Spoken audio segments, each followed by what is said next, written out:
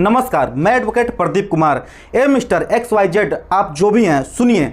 Cease fire की घोषणा हो गई है।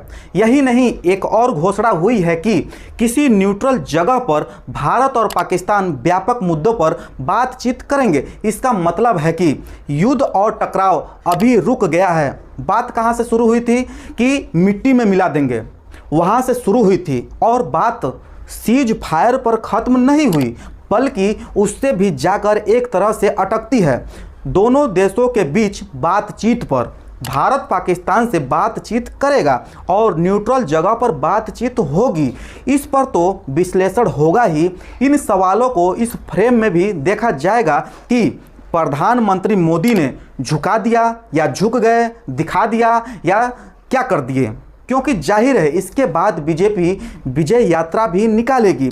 इस तरह के अभियान बीजेपी के अभी से शुरू भी हो गए हैं। तो कई सवाल हैं यह कि इस सीज फायर में भारत को क्या मिला, पाकिस्तान को क्या मिला और पाकिस्तान को कुछ भी मिला तो क्यों मिला।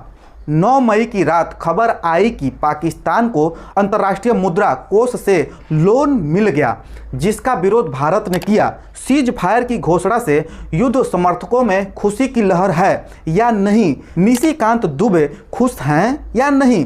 यही नहीं, सीज फायर की घोषणा सबसे पहले भारत ने नहीं की, पाकिस्तान ने भी नहीं की, राष्ट्रपति ट्रंप ने वाशिंगटन से की।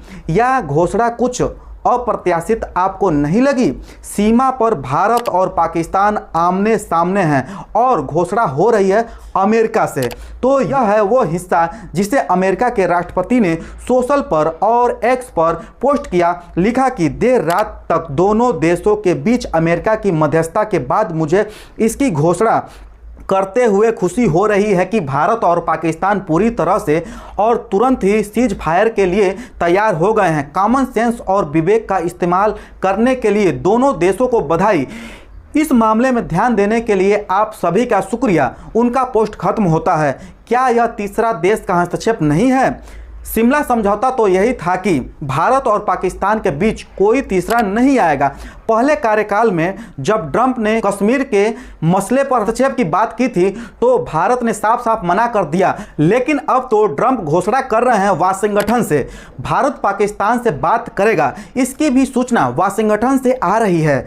अब यह साफ नहीं है कि भारत और पाकिस्तान के बीच होने वाली बातचीत में कश्मीर भी शामिल होगा या केवल आतंकवाद के सवाल पर बात होगी। तब यह भी सरकार को साफ करना होगा कि आतंकवाद का सवाल कश्मीर से कैसे अलग हो जाता है। कि जितनी जल्दी हो सके भारत सरकार को इन सवालों के बारे में जवाब देना चाहिए। इस खबर के आने के बाद सोशल मीडिया में इंदिरा गांधी का एक बयान चलने लगा।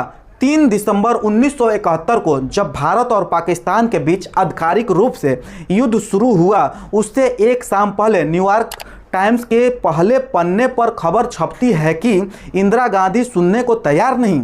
इसमें इंदिरा गांधी का एक बयान है कि जो तथाकथित बड़े राष्ट्र हैं वे भारतीयों को ऑर्डर नहीं दे सकते हैं। इंदिरा गांधी ने ब्रिटेन का नाम लेकर कहा, लेकिन इस बारे में संदेह नहीं छोड़ा कि वे अमेरिका की भी बात कर रही हैं। इस बयान के एक दिन पहले अमेरिका ने भारत को दिए जाने वाले सभी हथियार के लाइसेंस रद्द कर दिए थे। इंदिरा गांधी ने कहा कि वे दिन गए जब 3000-4000 मील दूर बैठकर कोई देश अपने रंग की कथित श्रेष्ठता के आधार पर भारतीयों को ऑर्डर दे सकता था। तो यह थी इंदिरा गांधी। वैसे तो युद्ध रुकने की खबर हमेशा अच्छी ही होती है, फिर भी यह कहने से पहले युद्ध के समर्थकों से यह बात पूछ लेनी चाहिए कि उनको ये अच्छा लगा कि नहीं लगा।